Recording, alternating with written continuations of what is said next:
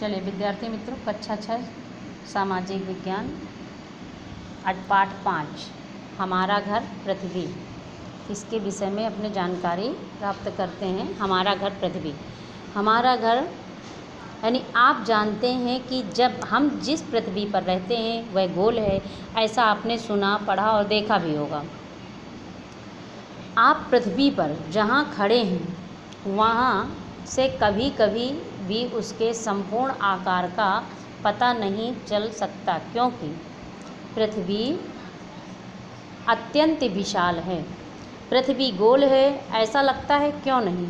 क्या पृथ्वी सचमुच गोल है?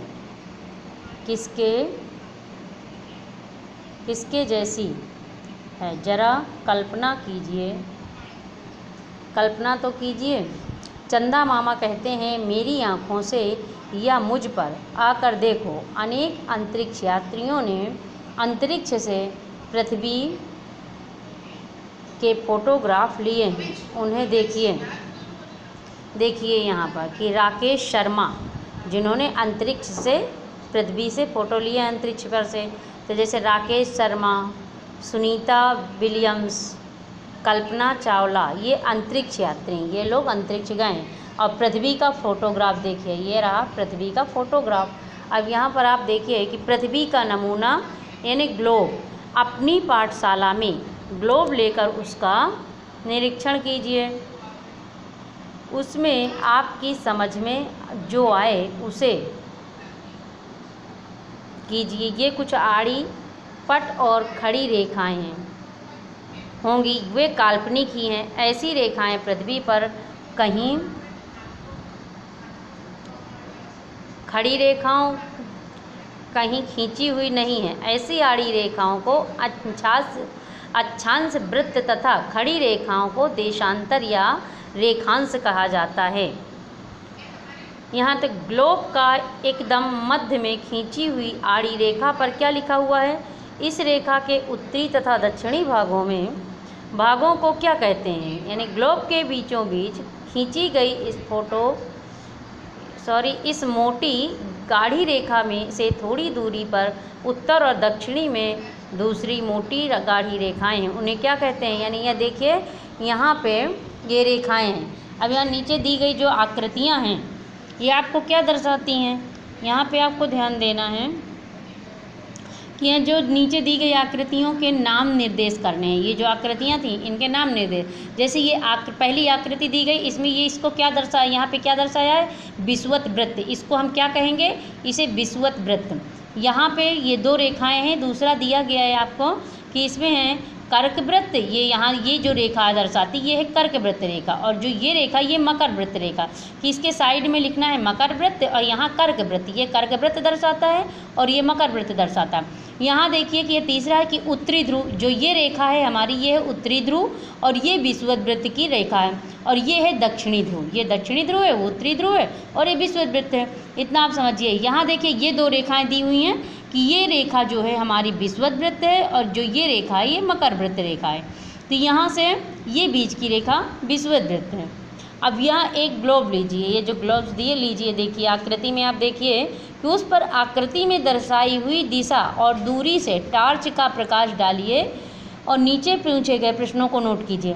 कि जैसे ये यहाँ पे देखिए टार्च का प्रकाश दिखाया जा रहा है, तो आपको किस तरह से कहाँ इसमें अक्षांश वृत्त में कहाँ इसकी टॉर्च की रोशनी जा रही, कि सबसे अधिक प्रकाश किन अक्षांशों के बीच पड़ता है, ये आपको यहाँ पे ध्यान से टार्च की प्रकाश से लेकर के देखिए। ये तिरछी रेखाएं दिख रही हैं यहाँ पे और ये आड़ी रेखाएं। यहाँ ये नक्शा अपने भारत का, ये पृथ्वी पर पूरा नक्शा दिया हुआ है विश्व का।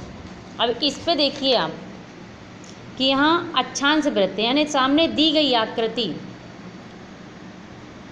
में पृथ्वी तापमान, गर्मी, ठंडी के आधार पर स्पष्ट रूप से अलग अलग विभागों में जोन्स में बांटी हुई है, जिन्हें कटिबंध कहते हैं। जोन्स में बटी हुई हैं।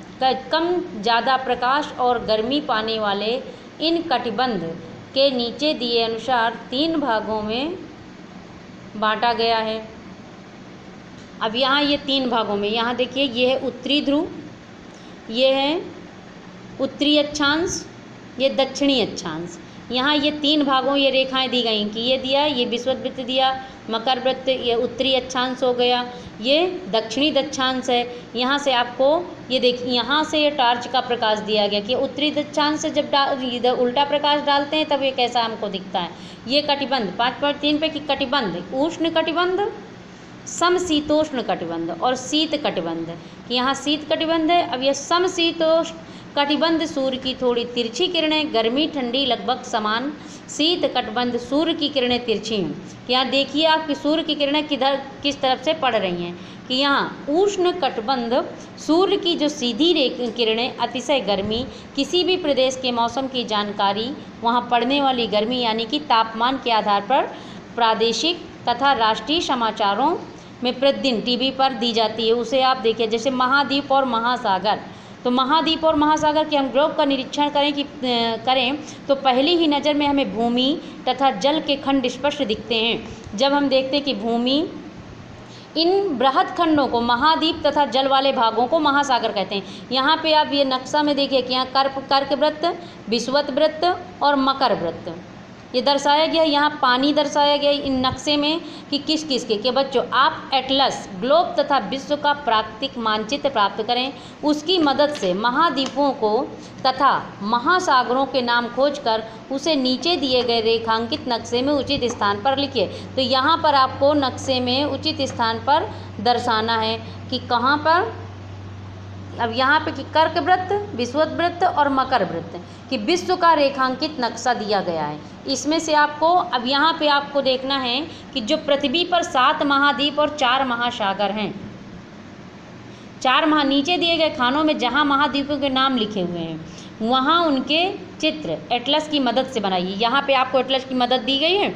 अब यहाँ देखिए कि ये जैसे नक्शा एशिया का है तो इस खाने पे आपको एशिया का, यहाँ यूरोप का, यहाँ अफ्रीका का और यहाँ उत्तरी अमेरिका, यहाँ दक्षिणी अमेरिका, यहाँ ऑस्ट्रेलिया, यानी अलग अलग करके नक्शे का चित्र दर्शाना है।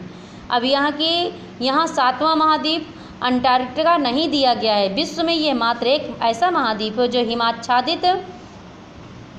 हिमाच्छादित रहता है। इस महाद्वीप में मानव आबादी नहीं है। इस भूभाग पर किसी भी देश का स्वामित्व नहीं है। तो देखिए जो हिम यानी बर्फ़ से ढका हुआ पर्वत है, यहाँ पे ये नक्शा यहाँ पे भूभाग पे दर्शाया नहीं गया। इसमें मानव का कोई भी अस्तित्व, यहाँ मानव नहीं रहता है।